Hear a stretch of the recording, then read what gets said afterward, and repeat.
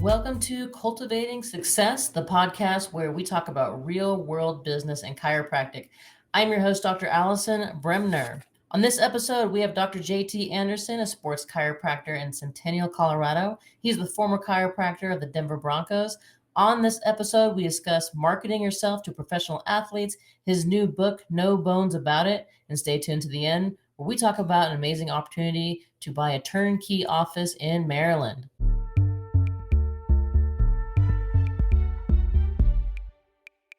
Hey, Doc, welcome to the podcast. Thanks, Allison. Thanks for all that you're doing for our profession. Hey, yeah, stoked to have you on. And thank you so much for reaching out and wanting to be on the podcast. We were talking a little bit before, and I think you have a great story. I think we have a similar story about how chiropractic kind of helped and changed our life. So let's start off with that. How did you experience chiropractic for the first time?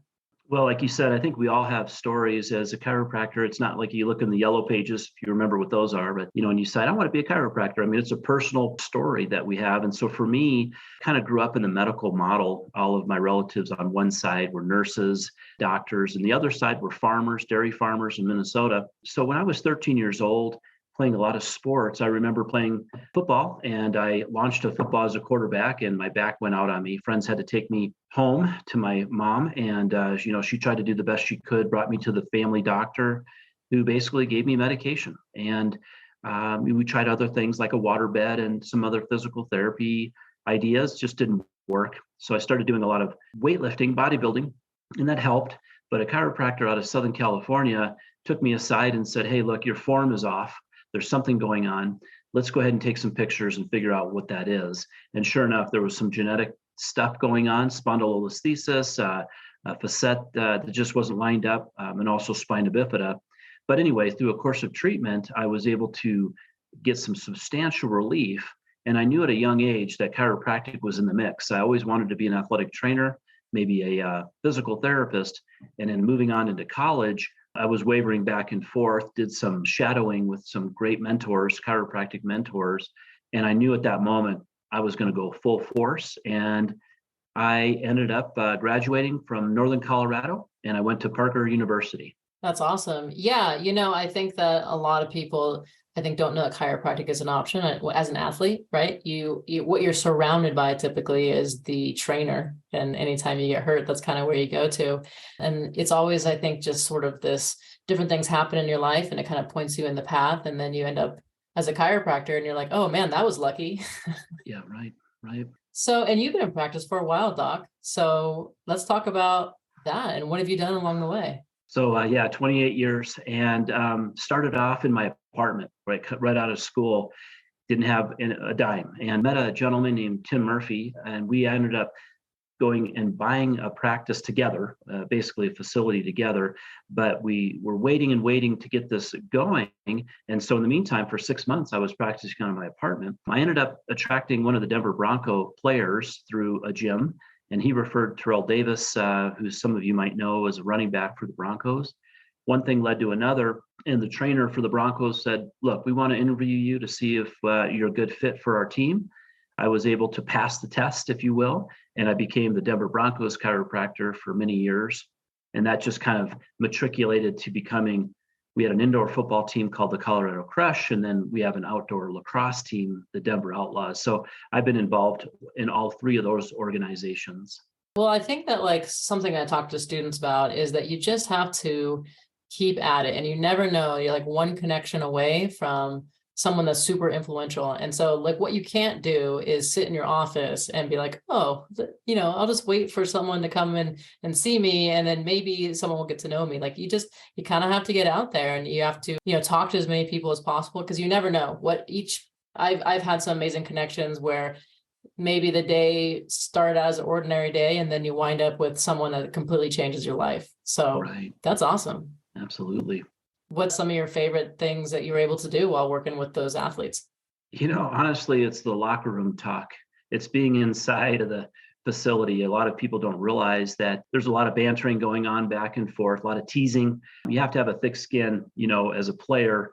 You learn a lot about people, but overall, they bleed red just like we do. They're human beings. They've got families, relationships. They just wanted to be treated like a normal person. And so I think for me, a big takeaway was not to get starstruck, but really just to find what they needed and help them along their journey, whatever it might be. Yeah, I look for high level athletes background. Like my new associate played college baseball and swam in college. And the reason why, just what you said, you have thick skin. I mean, business is tough. And if you don't have thick skin like an athlete, then you probably have to build it up. So I love athletes because you're yelled at and screamed at and, you get through it. And I think it actually helps in business. Sure So does. Yeah. I do like working with athletes on a business sense for sure. But like you're working with these athletes and I'm sure that they're talking about pain a lot to you, but you have a conversation with them about like overall health with chiropractic. How does that work? Yeah, I think generally what I find is that people come into my office because of an ailment. Very rarely do they say, I just want to maintain my alignment. I want to stay well. That's a transition. And so, I remember coming out of school thinking, I'm going to have very few inactive files. Back in those days, everything was paper. And as the years go by, all of a sudden these files become huge. I got boxes and boxes of inactive people that have left the practice. Again, there's that thick skin again. You have to realize it's not about you. It's really about them and where they are in their journey. Some people will use chiropractic for a period of time. Other people will jump around. The studies show 5% of the population is using chiropractic. And within that 5%, generally they've seen a chiropractor anywhere from 3 to 5 times different chiropractors in their journey. So you just have to keep moving on, build your tribe, and just love on those people that want to stay with you. Yeah, I think one of the mottos one of my mentors always said was, don't chase, replace. Because the thing is sometimes, I think chiropractors, one of the ways they get burnt out is that they take it so personally, right? Yeah. It's just like, oh, I must have done something or they don't like me or something like that because they left. And sometimes people just aren't in a, like, you can't care more about their health than they care about their own health. So finding the people who do want to come in and stay with you and use your services, I think are important. I do a lot of talks on understanding your ideal client because sometimes you're not meant to serve every single person. And you'll find that through practice. I'm sure you see a person walk in, you're like, that's right there. That's my ideal client. That's going to be the perfect patient. Absolutely. I always enjoy working with kids and babies, but that's not my jam.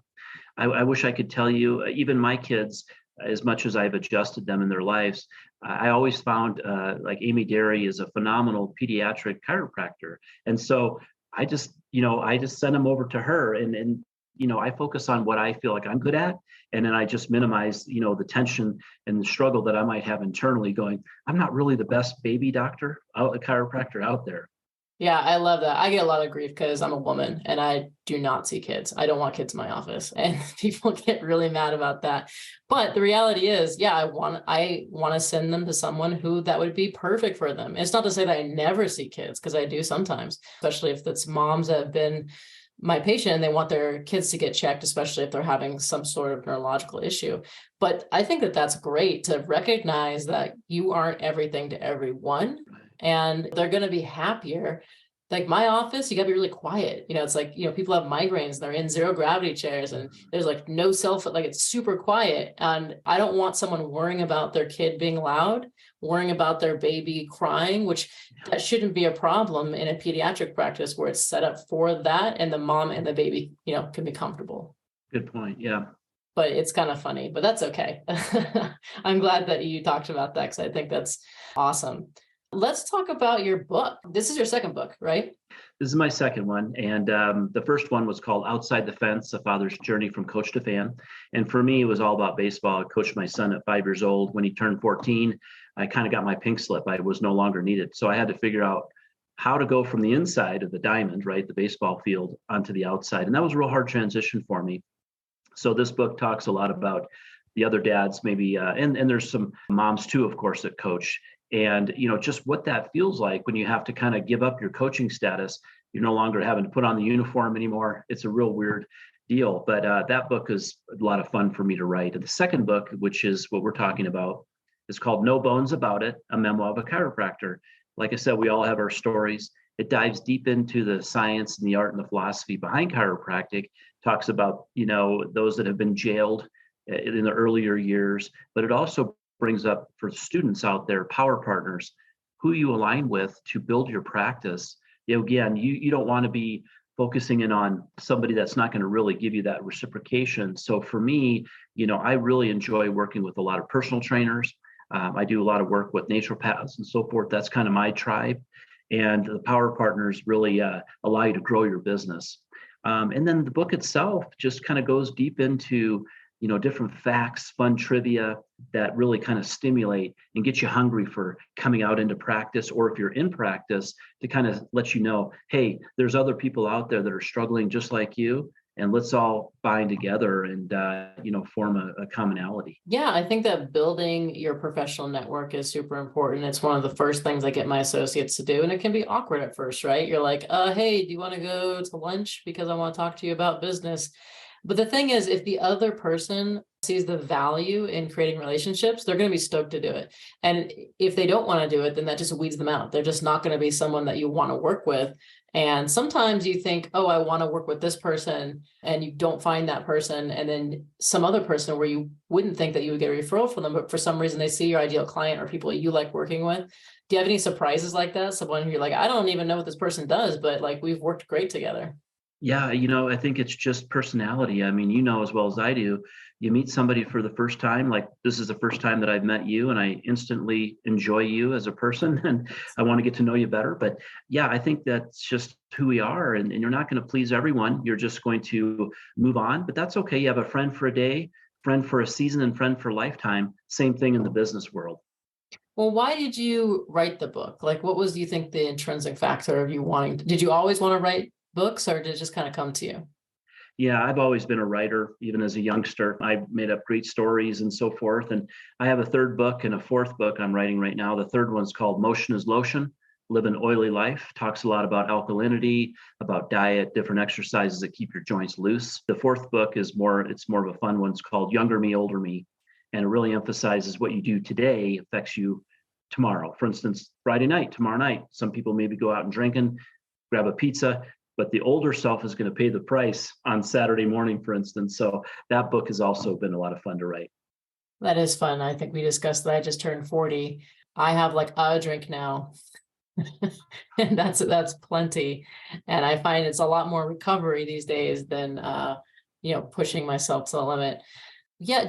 How long did it take you to write? So your recent book, No Bones About It, how long did it take you from start to finish? I had a little gap there, about 3 month, 4 month gap, but it took about 2 years to write. A lot of research.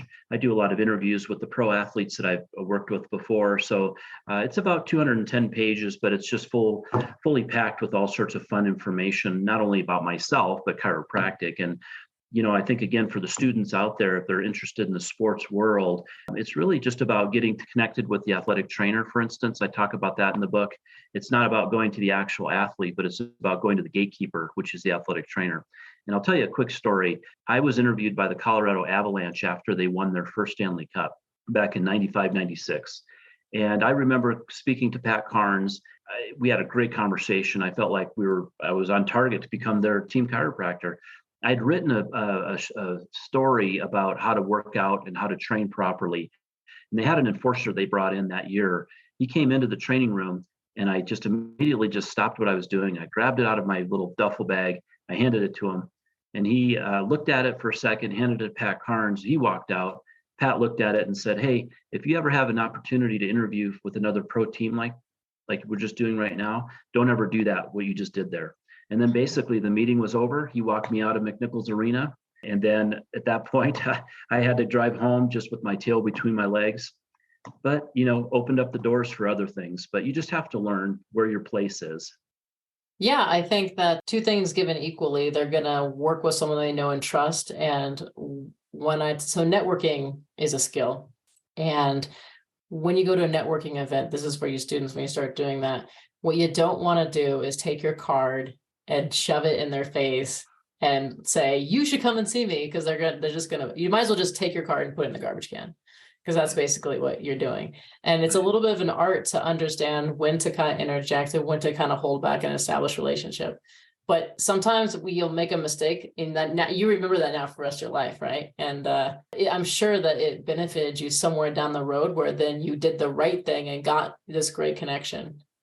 Well, and I'm talking about it on this podcast. I'm not embarrassed about it. I mean, I would have loved to have been the team chiropractor, but yeah, I agree. And also I wanted to kind of jump on your point about first of all, a person's most valuable asset in their life is their name.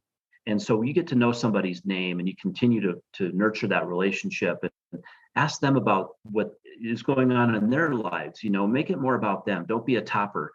Don't always try to trump their story, because I'm a very interesting person, but you, Alison, are probably more interesting yourself than I am, right? Because you're around yourself.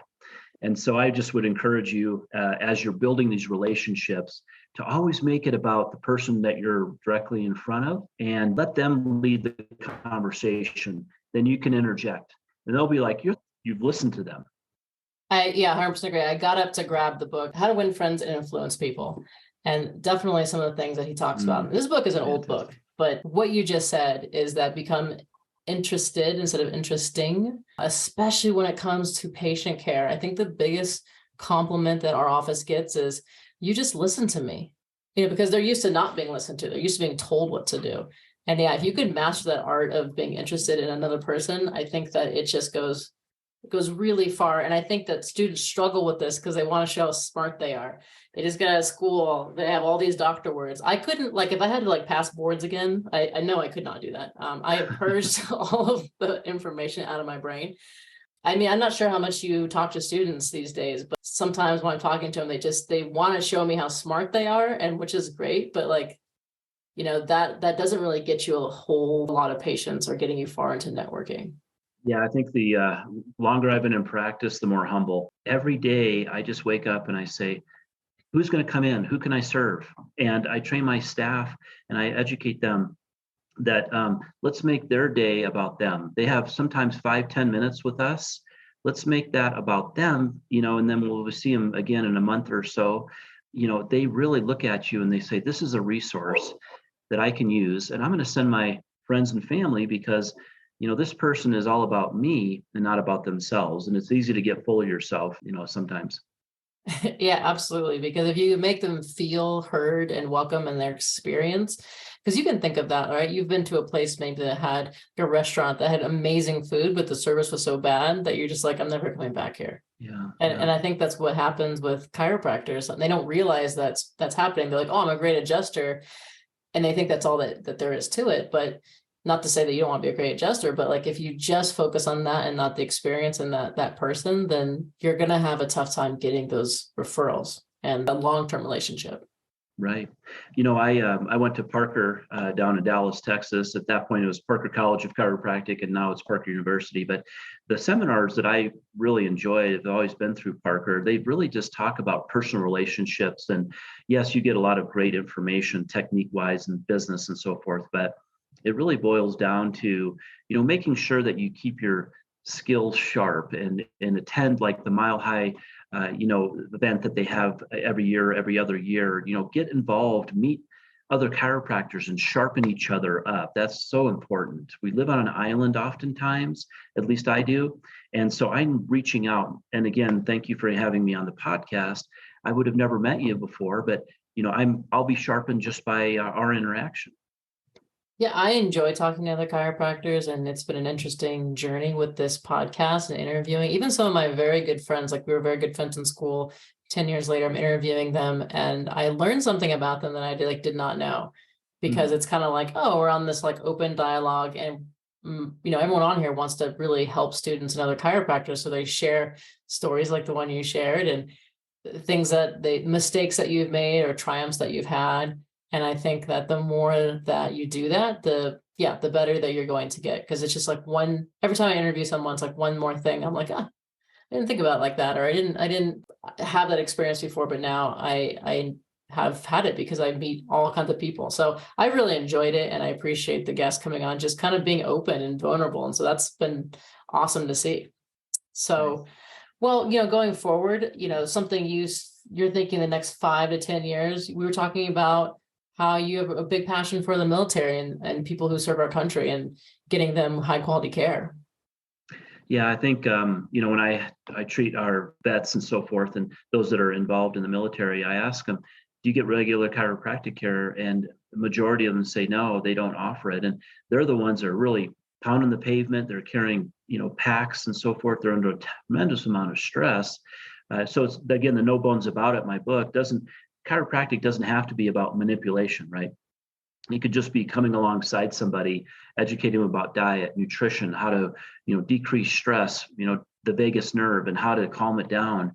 And, unfortunately, our first responders, including the military, are under tremendous amount of stress that they can be helped by chiropractic just with the loving touch we give them, but also the information we can provide. Yeah, definitely. I think that in a high stress job, you don't even realize what like a normal baseline is, and so it's just like they're constantly in this fight or flight. And we talked about, the power of chiropractic is obviously people come in because they have pain, but in the reality, the long lasting solution, because nervous system and getting them to be able to function at a higher level, super important for people who have high stress jobs. And a lot of times because they're first responders, they think about themselves second. When I talk to people like that.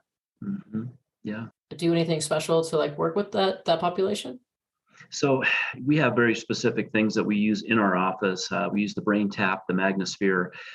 We're all about just lowering that stress level. Like you said, the sympathetic nervous system, we want to put them in that parasympathetic, and then we want to educate them on what they can do outside of our office. And so, we are just constantly opening up our doors to the first responders, and it's amazing just the gratitude they have for a caring person, because especially police force, for instance, they've been under a tremendous amount of scrutiny.